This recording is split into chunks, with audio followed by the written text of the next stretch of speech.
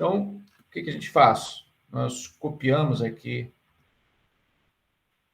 pelo menos nesse programa que a gente está usando, nessa disciplina, a gente copia aqui, copiamos, Ctrl C, e passamos para... Então, aqui, é importante colocar... Primeiro eu vou colar aqui. Aqui eu colo, vou dar nome às variáveis, né? Essas variáveis que estão em colunas. Aqui eu tenho... colocar aqui de maneira efeito de borda, vou colocar aqui, que é o geral do que está sendo testado, efeito de borda. Aqui, tamanho área, área. Aqui, eu coloco a minha variável quantitativa, né, que são riqueza borboletas, né? Coisa assim. Então, até quando vocês forem estudar o R, né, realmente a gente não tem como fugir do R depois, se vocês seguirem na pesquisa, vocês têm que usar nomes curtos, assim, como estão aqui. E sempre os mesmos, né, nomes curtos, fáceis de a gente lembrar. Normalmente você vai colocar o nome da variável como riqueza de borboletas, você procura colocar mais enxuto. Tá, mas tudo bem, fizemos isso e está aqui anexado. Só que tem uma coisa, nos programas, e os programas um pouco mais avançados, esse programa Apache, ele anda sendo lá pelo pessoal da Noruega, né, que quem delineou, quem fez esse programa, eles estão cada vez mais, digamos, melhorando esse programa, né? Então, eles estão colocando codificações. Então, aqui, para as variáveis quantitativas, qualitativas, né? Que são essas categóricas aqui, essas duas primeiras, que são os fatores do ANOVA, eu tenho que dizer para o programa que é assim. Espera aí, acho que eu tenho que clicar aqui de volta. Onde tem esse traço aqui, que está dizendo type, aqui, type é o tipo de variável. Então, eu tenho que clicar aqui no type e aparece o tipo. Então, eu tenho que dizer aqui que ela é agrupadora, grupo. Tá? Ela está agrupando de acordo com o código. E aqui também. Agrupando. Tá? A outra, até onde eu entendo, não precisa, porque tem um default aí do programa que, se não for agrupador, ela é quantitativa e pronto. Ela que não precisa. Então, aqui a análise roda sem eu dizer o que ela é. Então, tudo bem, eu já disse, então, o programa que, vejam que muda aqui a interface, ela tem um G aqui de group, né, de ela ser agrupadora, ou seja, as duas são variáveis chamadas categóricas ou qualitativas. O programa vai entender que elas são qualitativas. Tá? Dentro daqueles dois tipos que nós temos, o qualitativa ou quantitativa. Tá? E aqui em quantidade, né? Veja, a gente tem as contagens aqui, né, de espécies. Por mais que sejam números inteiros, né? São números inteiros. Mas tudo bem, são números medidos em quantidade. Aqui não, aqui são estados. Bom, agora nós estamos interessados como pesquisadores, vamos rodar essa análise para saber. Primeiro, antes de rodar, aqui, importante saber o que nós, dentro da pesquisa como um todo, a gente tem que esperar, né? O que é importante, né? Assim, a gente espera que nós vamos esperar que vai acontecer a hipótese nula ou a hipótese alternativa, né? Alternativa. Então, a nula é H0, a alternativa é H1. Então, o que normalmente acontece, né? É a gente esperar, a gente predizer em cima da hipótese estatística alternativa, em que, por exemplo, biologicamente ou ecologicamente, a gente espera que áreas grandes tenham mais espécies que áreas pequenas, que sejam de borboletas. Então, a gente espera que aconteça, que vá ocorrer, que nosso resultado da nossa pesquisa vai ser a hipótese alternativa quando formos concluir sobre a pesquisa. Então, o que é a hipótese alternativa? de que as populações aqui de áreas pequenas e áreas grandes são diferentes. Então, aqui ela, digamos, na hipótese nula, nós esperamos que tudo seja, desculpem aqui, ficou marcado, elas sejam, na hipótese nula, espera que as populações sejam iguais. A hipótese alternativa, a gente espera, opa, desculpem, já escrevi isso, mas espera que sejam diferentes. Tá? Então, o que nós esperamos? Basicamente a diferença, se lermos a literatura, elas vai nos indicar que áreas grandes têm mais espécies do que áreas pequenas. E por isso nós vamos esperar que ocorra, que nós concluamos pela hipótese alternativa e não a nula. Tá? E borda também, o efeito de borda diz assim, na literatura diz que a borda, as bordas de fragmentos florestais, essas bordas são mais descaracterizadas, tem pisoteio de gado, os ventos derrubam árvores e assim por diante. Então, a borda deve ter menos espécies de borboleta, no caso, do que interior. Então, nós esperamos também, nós predizemos que vai acontecer aqui a hipótese alternativa de que a riqueza em borda, a riqueza em interior de floresta vão ser diferentes. Então, esperamos isso. E aí, claro que quando nós esperamos isso, nós escrevemos isso nos nossos textos também. Nós esperamos que, de acordo com... E aí rodamos, né? E aí temos que marcar aqui. Veja que vocês marcam clicando na primeira coluna, qualquer delas, na verdade, nos cantos, e clicam em Shift e marcam até a última. Tá? E aí solta. Ok? Marcamos ao mesmo tempo. Para entender o que o programa deve trabalhar na análise. E vamos em análises univariadas, né? Por que univariadas, pessoal? Lembram? Só tem um Y? Só tem um Y. Quem é o Y aqui? A riqueza de borboletas, né? Que é a variável resposta. Tá? Y, variável resposta, que é também, pode ser chamada de variável dependente. Né? Tá? Então, é isso. Bem isso mesmo. Só temos uma coluna aqui, uma variável. Tá? Por isso ela varia. Está variando aqui, ela está variando ao longo das amostras, né? Uma variável só chamada riqueza de borboleta, um Y só. Tá? Importantíssimo isso. Por isso nós estamos trabalhando sempre até agora, com análises univariadas. Por isso vamos aqui, no caso univariado, nós queremos rodar uma análise de variância chamada ANOVA, tá aqui, ANOVA, que several samples, várias amostras, e queremos o two-way ANOVA, porque é em inglês, né? Two-way. Então, ANOVA de duas vias, ou dois critérios, ou dois fatores. Né? Tem vários nomes aí que são a mesma coisa. Essa aqui. Veja que, interessantemente, ele faz tudo para nós, né? Faz todo o cálculo em cima das variações, das médias, como eu já expliquei em outra aula. O que uma ANOVA faz, né? Ele testa a variação interna dentro de grupos, de cada grupo, por exemplo, dentro de borda tem uma variação, dentro de interior tem uma variação. E ele também testa a variação entre os grupos.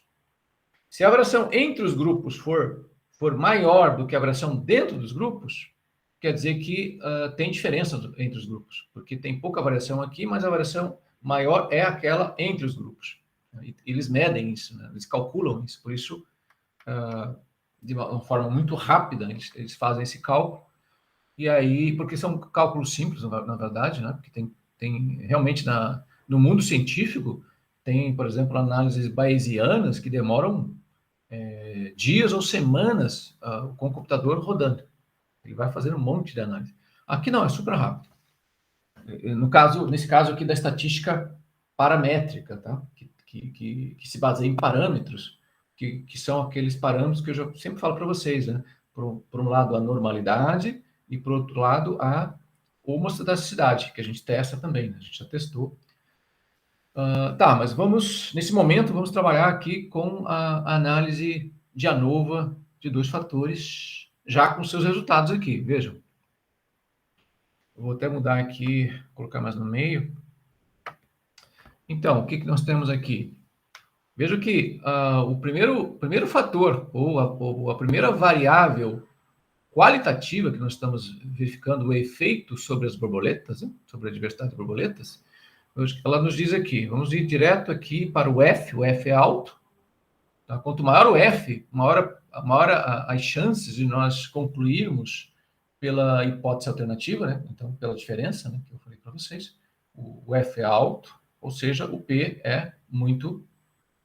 de probabilidade é muito baixo. Tá? Importante. Então, vejam que o número está em notação científica, né? Quer dizer que nós temos vários zeros aqui, depois da vírgula, cerca de 5 zeros aí, até que começa o nome. Então, na verdade, é 0,0000. Ou seja, é uma probabilidade das coisas, dos fenômenos acontecerem ao acaso muito baixa. Então, se o acaso aqui é muito baixo, ao nível de 0,000, ou seja, não é bem ao acaso, né? Isso que ele quer dizer, se formos traduzir esse valor de P muito baixo. Então, quer dizer que há uma significância do efeito de borda, ou seja, traduzindo mais ainda, o efeito de borda é importante. Ou seja, ainda, há diferença entre diversidade em borda e interior. Há diferença. Tá? A princípio, claro, deveria ter mais borboletas em interior, que é mais conservado, do que em borda, que é menos conservado. Essa é a ideia. E o segundo fator aqui, que é também a variável qualitativa, que é tamanho de área. Aqui temos um F mais alto ainda, quer dizer que quanto maior o F, maior a importância até, por mais que ambos sejam aqui, a gente dá para ver que são significativos. Mas isso que a gente tem até mais zeros aqui, vejam, aqui na notação científica, a gente tem um zero a mais que aqui. Ou seja, o valor de P, de probabilidade aqui, é 0,60 para a direita aqui. Ou seja, é baixíssimo. Quer dizer que a chance disso tudo ser aleatório é baixíssima. Ou seja, é a mesma coisa que dizer que, nos dois casos, que o efeito de cada uma das variáveis, que a gente pode chamar de preditoras, né? Aqui é um preditor, aqui é um outro preditor, por mais que categórico, por mais que qualitativo, esses efeitos dos preditores é importante, são importantes, porque não são aleatórios. Quer dizer que eles têm efeito, existe um efeito de borda, bem provável, e existe um efeito de tamanho de área, bem provável, porque a nossa análise, para cada um dos casos, diz que seus efeitos não são aleatórios, porque a probabilidade de ser aleatório é baixíssima. É 0,00000, né? 5 zeros, 6 zeros, ali depois da vírgula direita. Tá? Então, é importante entendermos isso. Né? Veja que o mundo científico funciona assim, em boa parte, né? Porque muita ciência é quantitativa, e por isso nós temos uma variável aqui, quantitativa. Normalmente a gente vai ter muitos casos, quando estamos lendo o resultado de pesquisa num artigo, ou estamos fazendo pesquisa, normalmente nós vamos estar fazendo pesquisas quantitativas. Não que não façamos também pesquisas mais qualitativas, tá?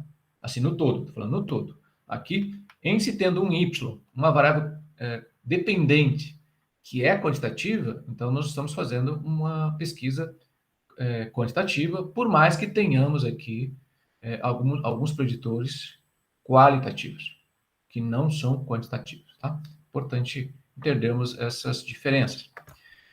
Então, vejam que o efeito de borda é importante, tamanho de área é importante, olhando pelos valores de P muito baixos. E vejam aqui, o ANOVA, as análises de variâncias, também nos dão a chamada interação entre os fatores. Então, será que efeito de borda interage com o tamanho de área? Tá? Quer dizer que, digamos que se fosse esperar alguma coisa, a gente podia esperar que, se essa interação fosse importante entre os dois fatores, digamos que em áreas pequenas, elas são tão pequenas em tamanho que não existe mais efeito, nunca vai existir, por exemplo, mais interior, porque a área é tão pequena que não tem mais interior, é tudo borda. Vamos supor que tem uma interação de sentido. Se isso existisse mesmo, pelo menos nessa nossa análise, o valor de F seria alto e o valor de P seria baixo, para dar aquela chamada significância, né, que ocorreu aqui em cima. Mas vemos agora que a interação entre os fatores, ela não é importante, ela não é significativa, porque o valor de P é maior que 0,05. Ele é ao nível de P igual a 0,25, quer dizer que é meio alto. Tá? Quer dizer que ele está para cima daquele limiar, que é chamado de alfa, né? Que ou é de 0,05 ou é de 0,01. Então, ele é maior que isso. Então, quer dizer que, digamos que a interação entre os fatores ocorre aleatoriamente, ao nível de 0,25, como valor de P. Tudo bem? Então, não é importante. Bom, pessoal, e aqui nós temos os graus de verdade, que são calculados em cima das amostras, né, da quantidade de amostras. A gente tinha ali umas 20 amostras. E por isso a gente